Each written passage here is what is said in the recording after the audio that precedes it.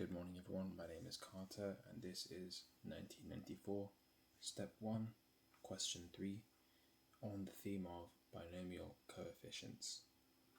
Okay, by considering the coefficient of x to the n in the identity 1 minus x to the n multiplied by 1 plus x to the n, which is effectively, obviously, since we have, for example, whenever you have, let me see if I can, yeah, that's good. So let me make this pen a little thicker because I'm realizing that's a little bit. Effectively, whenever you have something like, let's say you have 1 plus x squared multiplied by 1 minus x squared, you can effectively combine these two things, right, to get 1 plus x multiplied by 1 minus x squared. It's effectively just how exponents work, right? Effectively, if I give you 2 squared times 3 squared, you can write that as 6 squared, right? Or in other words, 2 times 3 squared, right? So effectively, you can think about it as 2 times 3 squared is simply just 2 squared times 3 squared, because it's 2 times 3 times 2 times 3, right? And that's just really what's happening. And so in general, we can kind of split that apart. So if I give you 2 times 3 all squared, you can split that into 2 squared times 3 squared. But equivalently, you can go the other way, right? So you can say if I have 2 squared times 3 squared, it's the same thing as 2 times 3 all squared. So obviously then, we have that 1 plus x to the n multiplied by 1 minus x to the n. You can combine those as well. It's not just when n is equal to 2. For any n, you can combine them. And obviously, therefore, you get 1 minus x times 1 plus x, all of that to the power of n. Now, 1 minus x times 1 plus x, if you know the difference of two squares, it's going to be 1 minus x squared, right? Okay. And obviously, that's all to the power of n. So actually, there was a miss sort of print on this question. I checked the initial step paper, and it wasn't there. So if I go here, you can obviously see that it's to the power of n, but for some reason on the step database, if I go here, it's to the power of 2n. So I don't really know where that came from, but that's all right. Just basically that's what the orange there is for. So ultimately we need to simplify this expression. So if I just write this down step by step, so we need to simplify. So let me just write this. So we want to simplify. So the expression that we ultimately want to simplify is, n choose 0 squared minus n choose 1 squared add n choose 2 squared minus n choose 3 squared. And you can see that that's just happening on and on and on until we get to minus 1 to the n times n choose n squared, right? And I know my pen is bugging out, but you can see what I'm doing. Okay, and we can actually write this a little bit nicer than just like this plain sum as it is, right? Because right now it's just like a lot of choose stuff, squared, minus, plus, minus, plus. We can condense it just for the sake of clarity, really. So we could write this as equivalently, and it's good practice that you know your notation. So this is our sort of sigma here, this summation from k is equal to 0 to n of minus 1 to the k multiplied by n choose k all squared, right? That's effectively what this entire thing is, and we can put that in a box. This is the expression that basically this entire question is about, right? This is what we're trying to simplify. And we can simplify this by considering the coefficient of x to the n in this, right? By basically just listening to them and considering the coefficient of x to the n in sort of this identity, really. So we'll evaluate the left-hand side by using the binomial theorem on 1 minus x to the n and 1 plus x to the n, and then we'll evaluate the right-hand side by using the binomial theorem to evaluate 1 minus x squared to the n.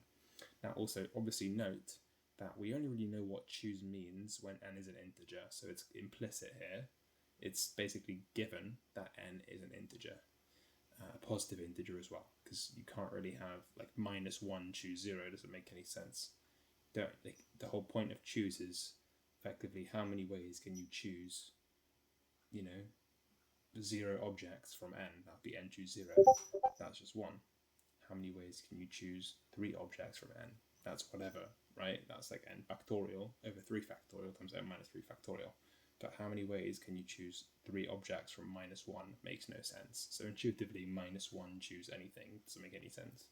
And so clearly n is going to be a positive integer. It's also kind of given away as well, because n is even, n is odd. So like, even and odd numbers only make sense for integers, right? And explicitly here, with context, we know it's going to be a positive integer. Okay, so we know what we want to do. We want to simplify that, just that sum, basically. N choose 0 squared minus n choose 1 squared add n choose 2 squared, so on and so forth. Okay, so what's the plan? Well, ultimately, first, we will consider 1 minus x all to the power of n. Now, what is this? Well, if you know the binomial theorem for positive integer powers, then you should be able to evaluate this pretty easy, right? It's effectively just going to be the sum from j is equal to 0 to n of n choose j times minus x to the power of j times 1 to the power of n minus j, right? So effectively what's going to happen is, if you just evaluate this, you're going to get what? N choose 0 times minus x to the 0 times 1 to the n, add n choose 1 times minus x to the power of 1 times 1 to the n minus 1, and you get this typical pattern that you should be familiar with positive integer, like binomial expansion stuff that you'd learn at A level. So this shouldn't be anything special per se, but it can also be made a little bit more concise. We can write this in the, this is effectively the sum is the same thing as the sum from j equals 0 to n of -1 to the j multiplied by n choose j multiplied by x to the j. So obviously -1 to the j times x to the j, that's just minus x to the j. So all I've really done here is I've split apart this thing, and obviously 1 to the power of anything is 1, so we don't care about that. Okay, I've done this for a good reason though. It'll make sense later, because really all we care about is coefficients. So this is here is our coefficient, and this here is our x term. Right, so keep that in mind as we move through the question. Okay, also 1 plus x to the n follows similarly. So this lets me write 1 plus x to the power of n is clearly going to be the sum from k is equal to 0 to n of n choose k. So this time it's going to be x. So obviously here we had minus x and 1, and here we're going to have x and 1, right? Or plus x and 1, whatever you feel is right. So here it's going to be x to the power of k multiplied by 1 to the power of n minus k, right? And that should again be pretty familiar to you. Nothing special there, nothing too special anyway. And so effectively we can just write this as the sum from k equals 0 to n of n choose k multiplied by x to the k. Okay, so obviously we want to consider the coefficient of x to the n, right? So we want to consider coefficient of x to the n. How are we going to do this? Well, effectively, obviously here in our 1 minus x to the n, we have this x to the j term. In the 1 plus x to the n, we have this x to the k term. Now, when I multiply those two things, when I have 1 minus x to the power of n multiplied by 1 plus x to the power of n, this is only going to give me x to the n if I have x to the j here and x to the k here, right, that multiply together. Obviously, when you multiply these two things, they give me x to the j plus k, but we want those two things multiplied to give me x to the n. So effectively what that means is that I require j plus k to be equal to n, or in other words, k is equal to n minus j, right? So effectively what I'm going to do is I'm going to multiply the coefficients of x to the j and x to the k, which is the same thing as x to the n minus j, and then sum over all my possible j's, because effectively I could have x to the 0 times x to the n, or I could have x to the 1 times x to the n minus 1, it doesn't matter, there's like just a list of possibilities and I sum over those, and for each of those possibilities I multiply the coefficients together, right, because effectively I'm considering this entire product. So let's do it. First of all, clearly the coefficient of x, if this lets me right, of x to the j in 1 minus x to the power of n is, and if we go back up, we will see this as well, you can see it on the page here, minus 1 to the power of j multiplied by n choose a, right? N choose j, sorry. For all j varying from 0 to n inclusive.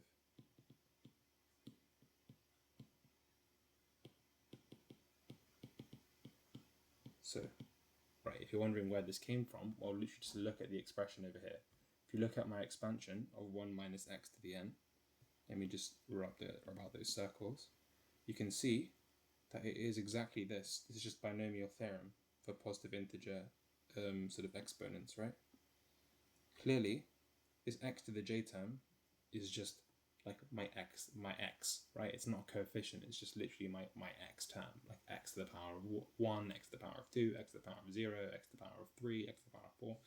That's not the coefficient. The coefficient is the other stuff, right? It's basically the stuff that comes in front of the x. So the coefficient that I really care about is going to be this. And we're talking about j here, right? Because I'm saying the coefficient of x to the j. That's like the most general thing. We don't even know what j is. J could be like 0, 1, 2, 3, all the way up to n, right? And so clearly we can just literally just copy and paste this part here, because that is just my general coefficient. If you give me a value of j, I can actually evaluate it, but until then, and obviously you also have n, if you can give me n and j, I can evaluate it. Until then, it's just, this is the best I can do. So there we go. Okay. Also, obviously, we're looking for the coefficient of x to the n minus j in 1 plus x to the n, right? So also the coefficient of x to the n minus j in 1 plus x to the power of n, which is given as, sorry, also the coefficient is given as, and if we go back up, we can just have a look at it. It's clearly going to just be n choose k for x to the k, but if I let k become n minus j, right, then effectively I'm just going to get x to the n minus j, and I'm going to have n choose n minus j here, right? So for a specific value of k, which is just n minus j, which obviously changes depending on what my j is, I'm going to get my coefficient here being just n choose n minus j, right? Because clearly I just have n choose k times x to the k. So if k was n minus j, I get n choose n minus j x to the n minus j.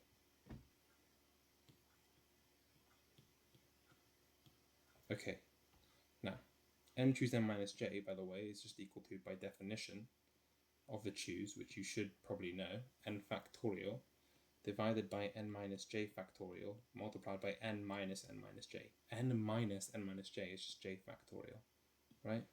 So there we go. Clearly, this is actually the same thing as n choose j, right? Because n choose j is equal to n factorial divided by j factorial times n minus j factorial. This is just the same thing, but these terms are swapped around. That's it.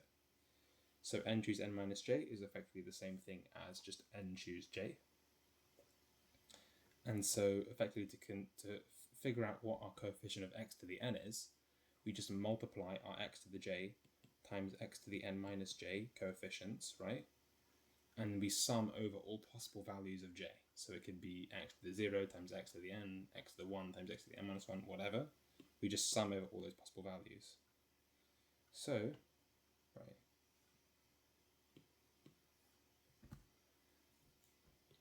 we figure out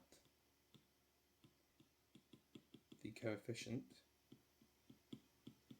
of x to the n as the sum from j is equal to 0 to n of minus 1 to the j times n choose j. That was the coefficient of x to the j. We multiply that with the coefficient of x choose x to the n minus j, right? Which we got as n choose n minus j. But effectively, since this is just the same thing as n choose j, we get that this sum is exactly equivalent to the sum from k is equal to 0 to n of minus 1 to the j multiplied by n choose j squared, which is exactly the sum that we started off wanting to evaluate.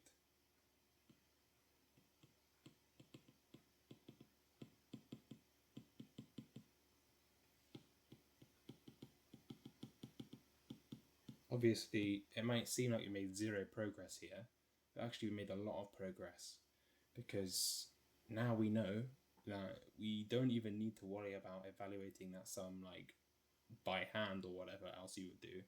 We just care about the coefficient of x to the n, because if we can get the coefficient of x to the n, we automatically get the value of that sum. Like, there's no messing around, right? Like, that's it. Like, if I find out the coefficient of x to the n, I've got it. I don't need to do anything else. So actually this tells us a lot. This tells us that those two things are equivalent. The coefficient of x to the n and the value of that sum are the same. We can view them in the same light mathematically. So now we need to find out the coefficient of x to the n. Well, obviously, what we know is that clearly 1 minus x to the n times 1 plus x to the n, as was written at the beginning, is 1 minus x, sorry, that n should not be inside, it should be outside.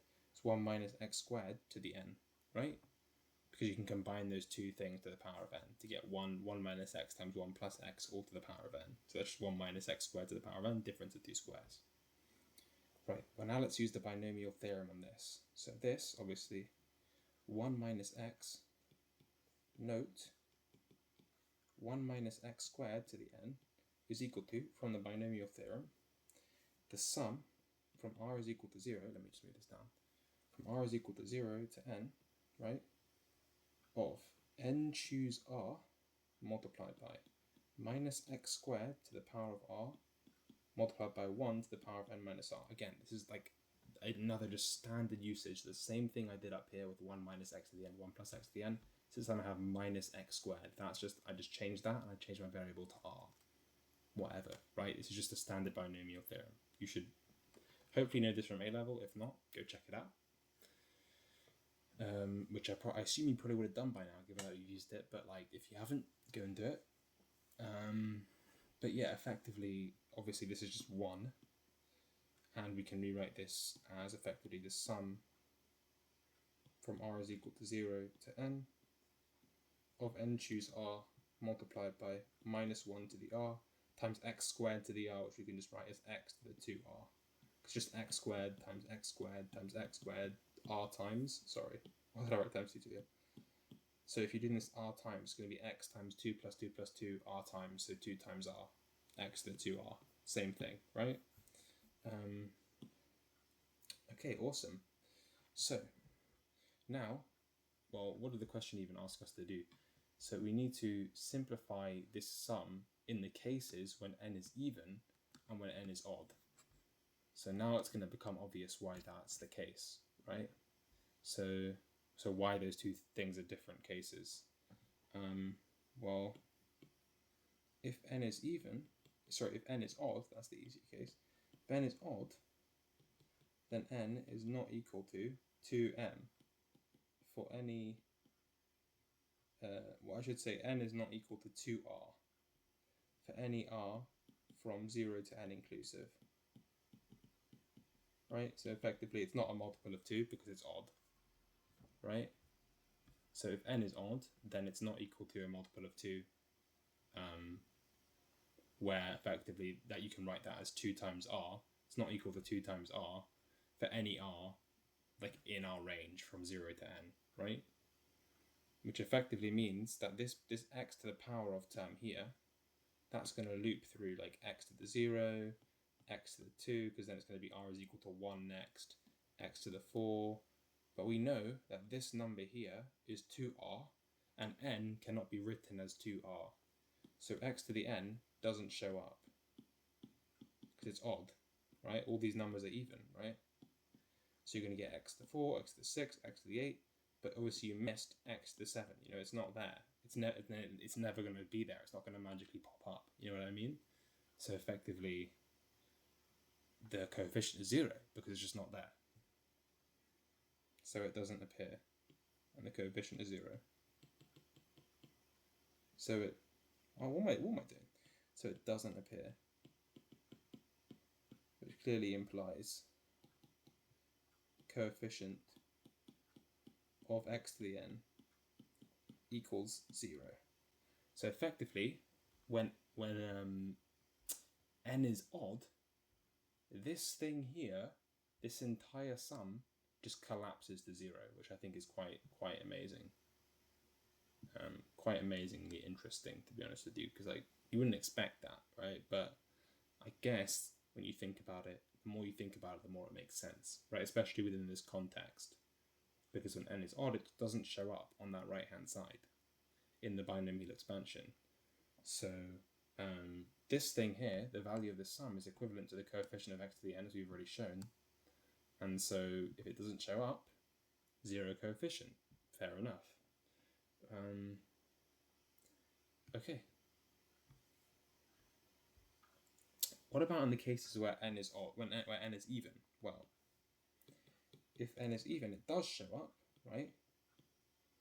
Then suppose it can be written as 2m, obviously for some m less than n, right? Because clearly n is less than 2n, so if it was, you know, if m was greater than n, you'd have a number that's like greater than 2n, which doesn't even make sense, right? So clearly, and if it was equal to n, you'd have n equals 2n, which implies 1 equals 2, which is clearly not right. So m has to be less than n. And what that means is that effectively it will show up because we're summing from r equals 0 to n. So it will show up somewhere in this sum, right? Like our value of r that gives us x to the n will show up here because r is between 0 and m, and clearly m is less than n. And it's even, right? N is even and it's a positive integer implicitly. So there you go, right? So effectively what that means, the coefficient of x to the 2m, right, is clearly effectively when r is equal to m. When r is equal to m, you clearly get n choose m minus 1 to the power of m as your coefficient. The x, this part is not a coefficient, it's just the x to the power of term. The coefficient is this stuff here, which when r is equal to m, you just get as n choose m minus 1 to the m.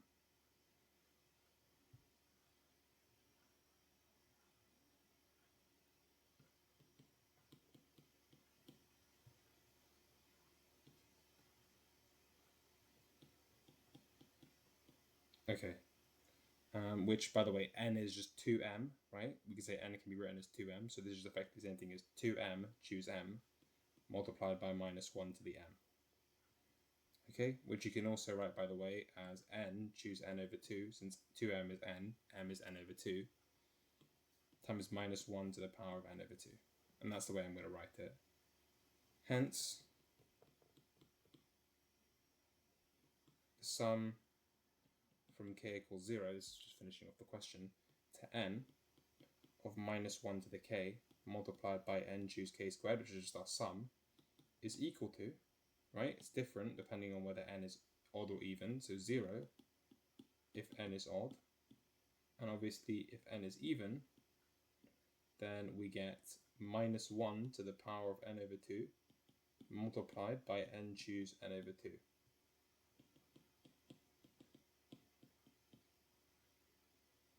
Which is pretty interesting. And with that, the question, that's me. Okay, there's my box. It's kind of bugging out now. Oh no, oh no, oh no, no, no, no, no, no. Okay, let's not mess around. Nice. Okay. So hence, that's our sum value. Okay, that literally did nothing. Can't even see the box, whatever. Okay, thank you guys for watching. That has been 1994, Step 1, Question 3. Until next time, goodbye.